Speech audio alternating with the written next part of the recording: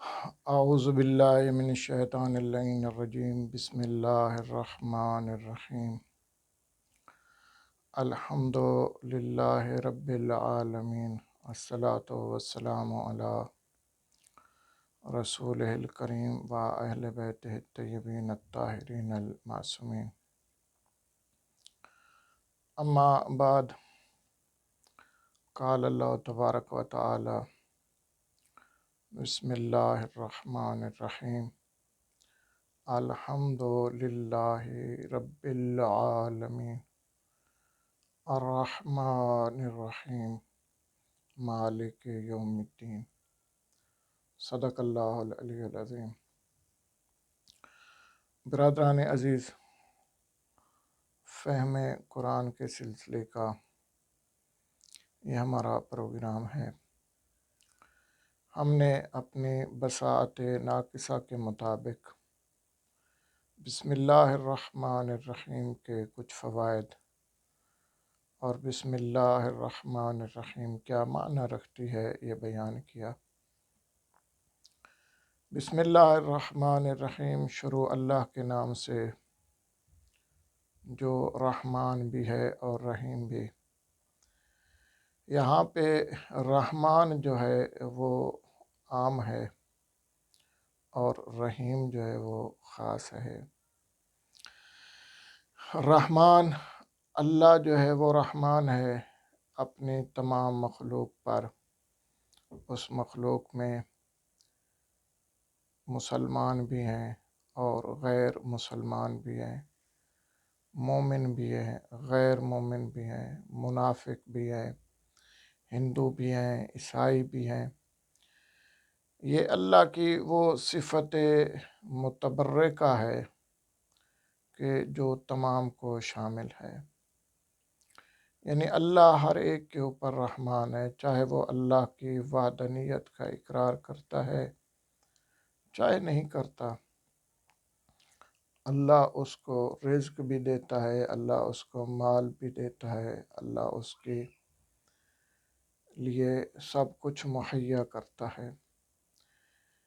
یعنی کوئی اللہ کے مقابلے میں بھی ہے آتا ہے، پھر بھی اللہ جو ہے رحمان ہے، اس کے رحمان ہونے میں کوئی فرق نہیں آتا۔ چاہے اللہ کے کوئی مقابل میں آ جائے، جیسے نمرود نے کہا کہ میں ہی اللہ ہوں، میں ہی مارنے والا ہوں، میں ہی زندہ کرنے والا ہوں، اللہ نے اس کو بھی سارا کچھ دیا، اس کو ملکیت بھی دی، اس کو بادشاہت بھی دی، اس کو سارا کچھ دیا، حالانکہ وہ اللہ کی وحدانیت کا قائل نہیں تھا۔ رحمان جو ہے وہ معنی عام ہے جس میں مسلمان، کافر، یعنی سارے کے سارے آ جاتے ہیں، اور رحیم وہ خاص معنی ہے جو صرف مومنین اور مسلمین کے ساتھ خاص ہے۔ یعنی اللہ جو ہے وہ رحیم ہے کن کے اوپر؟ مسلمانوں کے اوپر، مومنین کے اوپر، وہ لوگ کہ جو خالصتاً اللہ کی وحدانیت کے قائل ہیں، جو خالصتاً اللہ کی توحید کے قائل ہیں، جو خالصتاً اللہ کی ربوبیت کے قائل ہیں۔ اللہ رب العزت ہر ایک کو دیتا ہے۔ اب یہ انسان کی اپنی بساط ہے، یہ انسان کی اپنی طینت ہے کہ وہ آیا اپنے رب کا شکر ادا کرتا ہے یا رب کا شکر ادا نہیں کرتا۔ یہ انسان کی اپنی سوچ ہے، اپنی فکر ہے، لیکن سوچنا یہ چاہیے کہ آیا ہم آزاد پیدا ہوئے ہیں یا ہمیں کسی نے بنایا ہے؟ ہماری خلقت کا مقصد کیا ہے؟ ہمیں اللہ نے تخلیق کیوں کیا ہے؟ وہ اللہ خود قرآن میں کہہ رہا ہے کہ میں نے جن و انس کو خلق نہیں کیا مگر اپنی عبادت کے لیے۔ تو بسم اللہ الرحمن الرحیم یعنی اللہ کے اسم کے ساتھ کہ جو رحمان بھی ہے اور رحیم بھی ہے۔ سورۃ فاتحہ کے فضائل، کچھ فضائل جو ہماری عقل ناقص ہے اس کے مطابق، یا جو ہم نے کچھ حاصل کیا ہے یا جو کچھ پڑھا مطالعہ کیا ہے، سورۃ فاتحہ کو سبع مثانی بھی کہتے ہیں، سورۃ فاتحہ کو ام الکتاب بھی کہتے ہیں۔ اس سورہ فاتحہ کے مختلف نام ہیں، جن میں سے ام الکتاب ہے، اس کو فاتحہ بھی کہتے ہیں۔ اس کو فاتحہ کیوں کہتے ہیں؟ کیونکہ یہ قرآن کو کھولنے والی ہے۔ اس سورہ کو فاتحۃ الکتاب بھی کہتے ہیں، اس سورت کو ام الکتاب بھی کہتے ہیں، اس کو فاتحۃ القرآن بھی کہتے ہیں، اس کو ام القرآن بھی کہتے ہیں، اس کو ام القرآن بھی کہتے ہیں، اس کو سورہ الحمد بھی کہتے ہیں، اس کو سورہ وافیہ بھی کہتے ہیں، اس کو سورہ کافیہ بھی کہتے ہیں۔ اور ہر شے کی اساس ہے، ہر شے کی بنیاد ہے، اور قرآن مجید کی بنیاد جو ہے وہ سورہ فاتحہ ہے۔ نبی کریم صلی اللہ علیہ وآلہ وسلم مسجد میں داخل ہوئے، جناب جابر ابن عبداللہ الانصاری، یہ وہ صحابی رسول ہے کہ جس کا اہل بیت علیہم الصلاۃ والسلام کے ساتھ زیادہ تعلق ہے، زیادہ لگاؤ ہے، زیادہ دلچسپی ہے۔ یہ وہ ہے کہ جس نے نبی پاک صلی اللہ علیہ وآلہ وسلم کی زندگی کو بھی پایا اور 5 اماموں کی زندگی کو بھی پایا۔ نبی پاک صلی اللہ علیہ وآلہ وسلم فرماتے ہیں، یا جابر، کیا میں تجھے یہ نہ بتاؤں کہ سب سے افضل اور سب سے فضیلت والی صورت کون سی ہے؟ تو جابر ابن عبداللہ الانصاری فرماتے ہیں فدا کا یا رسول اللہ بے ابی و امی، میرے ماں باپ آپ پر قربان ہوں، آپ جیسی عظیم شخصیت نہیں بتائے گی تو اور ہمیں قرآن کون بتائے گا؟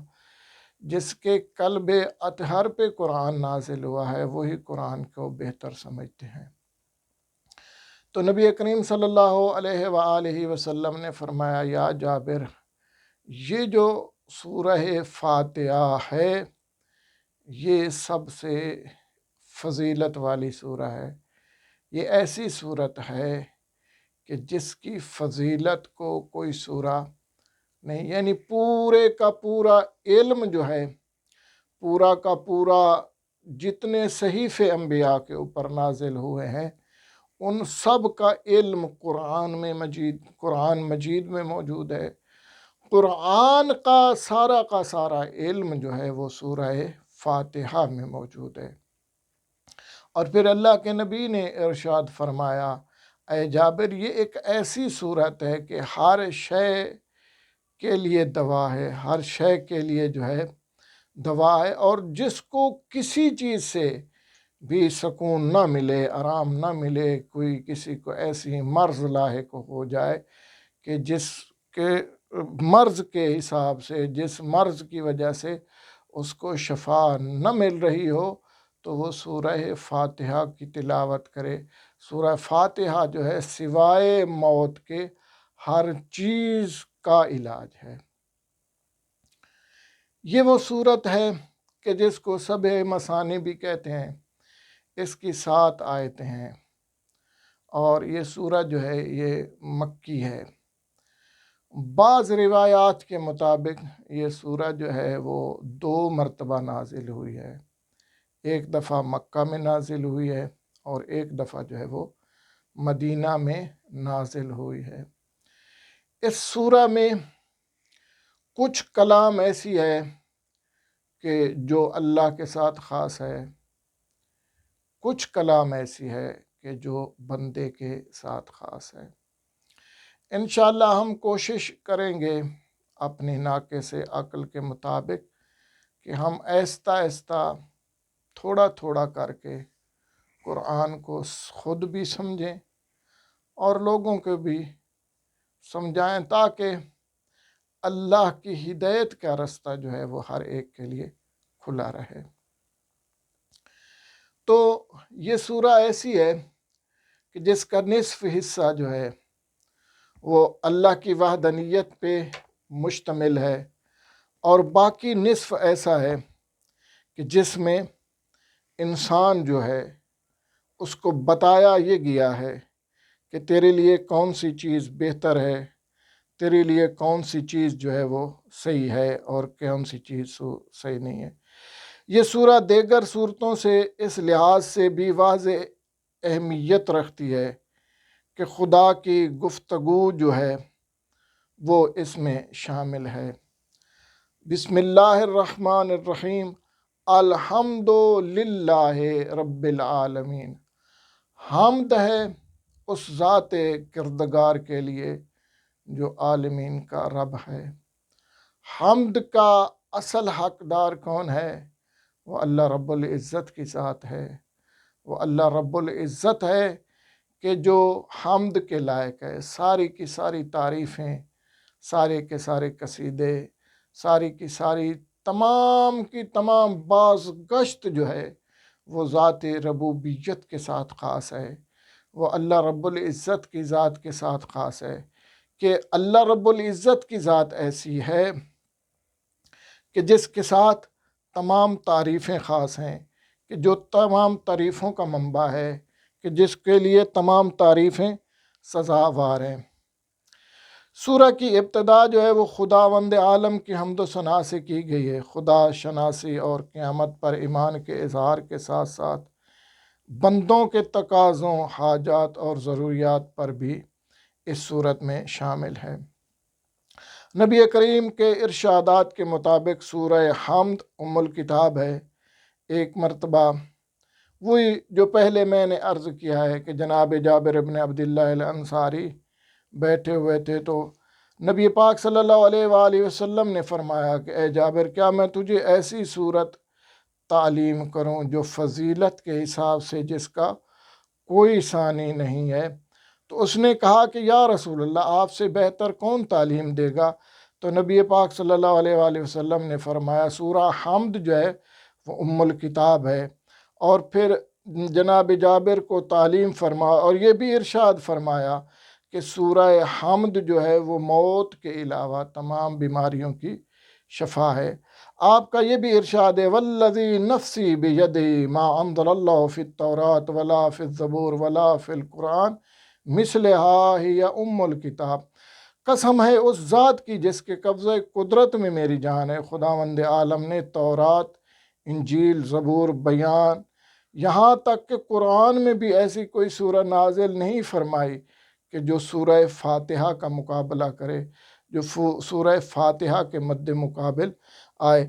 یعنی فاتحہ، سورہ فاتحہ ایک ایسی سورہ ہے کہ جس میں اللہ رب العزت جو ہے وہ ارشاد فرما رہا ہے اور کہہ رہا ہے کہ میں ہی ہوں جو لائق حمد و ثنا ہو، میں ہی ہوں جس کے لیے ساری حمد ہیں، الحمد للہ، اور میں ہی ہوں جو عالمین کا رب ہوں۔ عالمین سے مراد یہاں دنیا و آخرت لی جاتی ہے، یا وہ عالمین جو اس سے آگے عالمین ہے، ان سب کا مالک و مختار جو ہے وہ خداوند قدوس کی ذات ہے۔ تو رب العزت ایک ایسی ذات ہے، ہمیں وحدانیت الہیہ کے اوپر ایسا یقین رکھنا چاہیے، ایسا ہمارا یقین کامل ہونا چاہیے کہ جس کے علاوہ کوئی ایسی چیز نہیں ہے کہ جو اللہ کی وحدانیت کے علاوہ کسی چیز کی سزاوار ہو۔ تو سورہ فاتحہ میں الحمدللہ رب العالمین، تمام تعریفیں اس اللہ کے لیے ہیں جو عالمین کا رب ہے، جس نے دنیا کو بنایا، جس نے انسان کو انسان بنایا، جس نے انسان کو آنکھیں عطا کی، جس نے انسان کو کان عطا کیے تاکہ وہ سنے، جس نے انسان کو زبان عطا کی تاکہ وہ بولے، جس نے انسان کو اعضاء و جوارے دیے تاکہ وہ اس سے اپنے افعال کو سر انجام دے، اپنے افعال کو بجا لائے، اپنے کاموں کو کرے۔ تو رب العزت کی ذات جو ہے وہ حمد و ثنا کے لائق ہے کہ جس نے اس دنیا کو خلق کیا۔ اللہ رب العزت نے آسمان بنایا، اللہ رب العزت نے زمینوں، چاند و سورج و ستارے و کہکشاں بنائے۔ تو یہ ساری چیزیں ایسی ہیں کہ جو اللہ کی وحدانیت کے اوپر دلیل ہے، جو اللہ کی وحدانیت کے اوپر ایک بین دلیل ہے۔ خود انسان کا نفس جو ہے، خود انسان کا ایک ڈھانچہ ہے کہ جس ڈھانچے میں وریدیں ہیں، جس ڈھانچے میں اعضاء، اس اللہ نے رب العزت نے انسان کے ڈھانچے میں، انسان کے اس وجود میں اپنی توحید کو آشکار کروایا ہے کہ اللہ رب العزت نے اس میں رگیں بنائی ہے، اس میں دل بنایا ہے، اس میں پھیپھڑے بنائے ہیں، اس میں انسان کے لیے ایسی ایسی رگیں بنا دی ہیں کہ دنیا جتنی بھی ترقی کر لے، دنیا جتنی بھی سائنس میں چلی جائے، وہ اس جیسی انسان کو وجود میں نہیں لا سکتی۔ تو وجود میں لانے والی کون سی ہستی ہے؟ وجود میں لانے والی ذات جو ہے وہ اللہ رب العزت کی ذات ہے، کہ جو لائق سزاوار ہے، کہ جو لائق حمد و ثنا ہے، کہ جس کی جتنی حمد کی جائے اتنی کم ہے۔ اور پھر انسان ایک ایسا انسان بندے کو ایک انسان کو ایک ایسا انسان بننا چاہیے، انسان کو ایک ایسا آدمیت والا انسان بننا چاہیے کہ جس کے ذریعے سے وہ اللہ کی توحید کا قائل ہو، اللہ کی ان سب چیزیں جو اللہ نے بنائی ہے، اللہ نے یہ جو سب چیزیں وجود میں لائی ہیں، ان کو دیکھے، ان میں غور و فکر کرے۔ افلا یتدبرون القرآن، کیا تم قرآن میں تدبر نہیں کرتے؟ قرآن میں جتنا تدبر کرو گے، جتنا تدبر کرو گے قرآن میں، قرآن جو ہے وہ تمہارے سامنے ساری چیزیں کھول کے رکھ دے گا۔ یہ قرآن جو ہے، یہ تعلیمات قرآن ہے کہ جو ہمیں بتاتی ہے کہ تمہارے لیے اچھا کون ہے، تمہارے لیے بری کون سی چیز ہے، تمہاری دنیا میں تمہارے لیے کیا چیز کام آنے والی ہے، تمہارے لیے آخرت میں کیا مفید ہے، تمہارے لیے تم نے روزہ کیوں رکھنا ہے، تم نے نماز کیوں پڑھنی ہے، تم نے اللہ کی اطاعت کیوں کرنی ہے، اطیع اللہ کیوں کرنا ہے، اطیع الرسول کیوں کرنا ہے، اطیع اولی الامر کیوں کرنا ہے۔ یہ ساری کی ساری چیزیں ایسی ہیں جو قرآن بتا رہا ہے، جو قرآن بتا رہا ہے کہ تمہارے لیے صراط مستقیم کون سی ہے اور تمہارے لیے گناہی کا راستہ کون سا ہے، تمہارے لیے حلال کیا ہے، تمہارے لیے حرام کیا ہے۔